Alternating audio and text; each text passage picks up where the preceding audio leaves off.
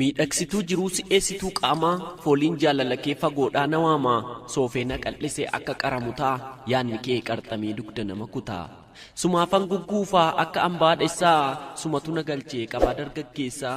hidhaa jaalalaatiin cimsitee na hiitee laphee koo tarsaastee onnee koo na miitee kanaafuu kichuu koo mucaa warra leeqaa narraan turii maaloo natti koottu seeqaa.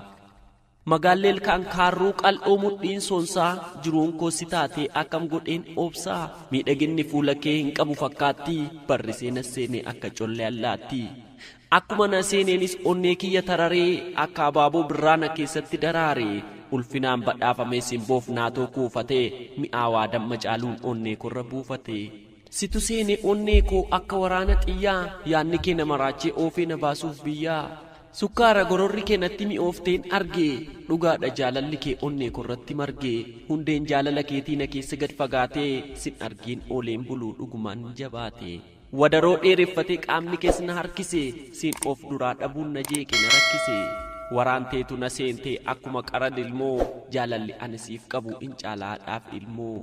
Si toogganee jira keessa koo fidda dhiigaa si malee ooleen bulu sima barbaachan fiigaa sekondiif sirraa siqnaan aan waa'ee makee yaadaa dhibee qabaadheef miti yaaduma keefan aadaa gaafa ayyaana waggaas ormi basha'ee kooraa ani immoo barbaacha kee qarree gubbaarran jooraa jaalala kee yoon ibsu hundumaa lafa kaa'ee akka dhagaa bu'uuraa onnee kiyyarra taa'ee. Yaanni kees kochoo ta'ee samiirra na kaachisaa abjuudhaan fuudhee ba'ee bineensa na nyaachisaa si dhabnaan natti ka'a waraansi lafee ceekuu ati koo anis keetii kanadha kanan beeku yeroo koo qisaasessee siin dhabee hundan deegu nagantee deemta jedhees yoomuu sirraa hin eegu uumama dinqisiisaan tottolfamtee kuulamtee ittuma yaadamteetu anaaf jecha uumamte kanaaf ansi kabajaa oolsiif ka'ee teessoorraa sobaaf sosobbaa mitee sin jaalladha keessoorraa. Jaalala kee mo'amee harka koo sitti laadhe nan miidhuun bussudee koo saggootti yoon si baadhe qabbaneessitu laphee akka jiidha gaaddisaa sin argaa laata jedheen boroo keessa daaddisaa